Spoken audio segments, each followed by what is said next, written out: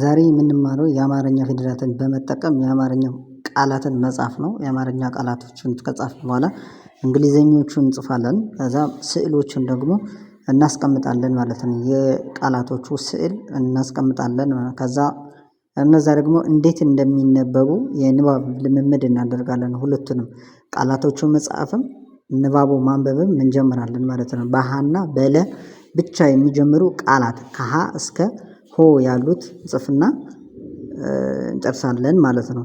ሀ የመጀመሪያው ጀምርና ኤች ኢ ነው እዚህ ጋር ትንሽ እንትን ብሏል ሃሎ ሃሎ ስንል ኤች ኢ ኤል ኦ እንላለን ማለት ነው። ሃሎ የሚቀጥለው ሁ ነው። ሁ ደግሞ ኤች ዩ ነው። ኤች ዩ በእንግሊዘኛው ኤች ዩ ይባላል። ከዛ ሁለት ሁለት በቁጥሩ ሁለት ኤች ዩ ኤል ኢ ቲ ሁለት የሚቀጥለው ሂ ነው። ሂ ከሆነ ኤች አይ ነው። ኤች አይ ከዛ ሂላል ሂላል የሰው ስም ኤች አይ ኤል ኤ ኤል እንላለን ነው። የሚቀጥለው ሀ ነው። በአማርኛ የመጀመሪያውና የአራተኛው አንድ አይነት ድምጽ ስላላቸው ነው። ኤች ኤ ሀ ሀ ስለሚባሉ ነው እንደዛ ነው። ሃና በግዕዙ ግን ይለያያሉ። ሀ ነው የሚባለው የመጀመሪያው የዚህኛው ደግሞ ሀ ነው የሚባለው። አራተኛው ሃና ሃና ደግሞ ኤች ኤ ኤን ኤ ነው። የሚቀጥለው ሄ ነው። ሄ ደግሞ ኤች አይ ኢ ይሄ ሁለት አናባቢ የሚወስደው ነው። የሚቀጥለው ሄለን ሄለን ኤች አይ ኢ ኤል ኢ ኤን እንላለን ማለት ነው። ሄለን ብለን ስንጽፍ የሚቀጥለው ስድስተኛው ህ ነው። ኤች ብቻውን ነው።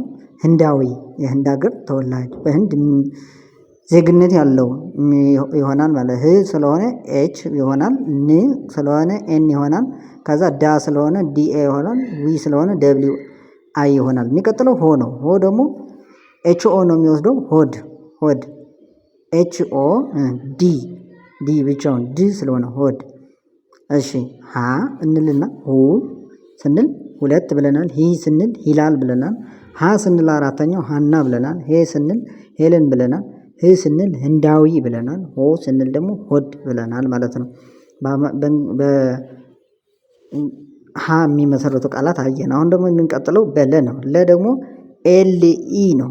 ኤል ኢ ነው ለማኝ የሚለምን ምጽዋትን የሚለምን ማለት ነው። ለማኝ ሲጻፍ ኤል ኢ ኤም ኤ ጂ ኤን ነው። የሚቀጥለው ሉ ነው። ሉ ደግሞ ኤል ዩ ነው።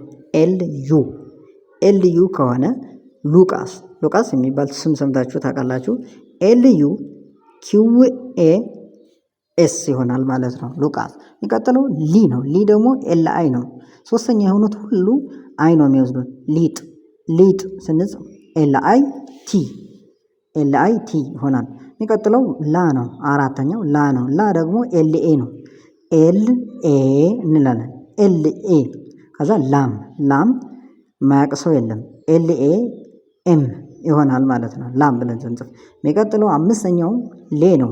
ሌ ደግሞ እንደምታውቁት ኤል አይ ኢ ነው የሚወስደው በእንግሊዘኛው ማለት ነው። ሌ ሌባ ኤል አይ ኢ ባ ስለሆነ ቢኤ እናደርገዋለን ማለት ነው። ሌባ ብለን ስንጽፍ ለዚህ እንጽፋለን ማለት ነው። የሚቀጥለው ል ነው። ስድስተኛው ል ከሆነ ኤል ብቻውን ነው የሚወስደው።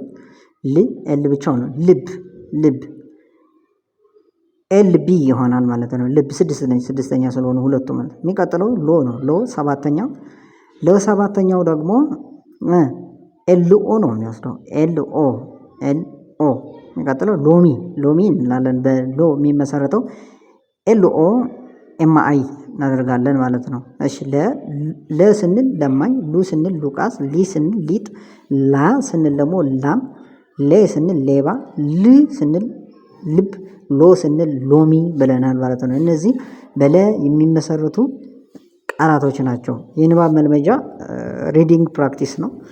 እነዚህ ፊደላት በራሳቸው የሚመሰረቱ ቃላት ማለት ነው። አሁን እነሱን ደግሞ እያነበብን እንሄዳለን። ለምሳሌ ሃሎ ብለናል አይደለ? ሃሎ ሃሎ ስንል ኤች ኢ ኤል ኦ እንላለን። ሁለት ስንል ኤች ዩ ኤል ኢ ቲ እንላለን። ሂድ ስንል በሶስተኛ ኤች አይ ዲ እንላለን ማለት ነው። አራተኛ ላይ ደግሞ ሃና ስንል ኤች ኤ ኤን ኤ እንላለን። ሁለቱም አራተኛ ስለሆነ አምስተኛ ሄ ነው። ሄደ ሄደ ስንል ኤች አይ ኢ ዲ ኢ እንላለን። ስድስተኛ ህ ነው። ኤች ብቻውን ነው የሚሆነው ህልም ነው። እነዚህ ስድስተኛ ስለሆነ ኤች ኤል ኤም ይሆናል ማለት ነው። የሚቀጥለው ሆቴል ነው። ሆቴል ኤች ኦ ቲ አይ ኢ ኤል ይሆናል። ከዛ በለም የሚመሰረተው ደግሞ የመጀመሪያው ለበሰ ነው። ለበሰ ኤል ኢ ቢ ኢ ኤስ ኢ ነው። ሉ ደግሞ ሉሲ ሉሲ ኤል ዩ ኤስ አይ ነው። ሶስተኛ ሊ ነው። ሊ ኤል አይ ሊሊ ነው። ሊሊ ኤል አይ ነው የሚሆነው ማለት ነው። አራተኛ ላሊበላ ነው። ኤል ኤ ኤል አይ ቢ ኢ ኤል ኤ ይሆናል ማለት ነው። አምስተኛ ሌባ ነው። ሌባ ቅድም እንደጻፍ ነው ኤል አይ ቢ ኤ ነው። ስድስተኛ ልብስ ኤል ቢ ኤስ ይሆናል ማለት ነው። ስድስተኛ ስለሆነ ሰባተኛ ሎተሪ ነው። ሎተሪ ኤል ኦ ቢ ኢ አር ኢ ነው። ሂላል ወደ ሀና ሄደ ስንል ሂላል ወደ ሀና ሄደ። ሂላል ወደ ሀና ሄደ። ሂላል ስንል ኤች አይ ኤል ኤ ኤል ወደ ስንል ደብሊው ኢ ዲ ኢ ሀና ስንል ኤች ኤ ኤን ኤ እንላለን ማለት ነው። የሚቀጥለው ሉሲ የሊሊ ልብስ ለበሰች። ሉሲ የሊሊ ልብስ ለበሰች። እዛ ያሉት ናቸው እንዳለ አረፍተ ነገር ያደረግነው ማለት ነው። ሉሲ የሊሊ ልብስ ለበሰች እንዳለ ነው ማለት ነው። ምንም የተቀየረው ነገር የለውም ማለት ነው። እና እንደዚህ ያደርጋችሁ ቃላትን አንድ ላይ ስታደርጉት ማንበብ ትችላላችሁ ማለት ነው። ሰብስክራይብ፣ ላይክ፣ ሼር ማድረጋችሁን አትርሱ። አብራችሁን ስለነበራችሁ እናመሰግናለን።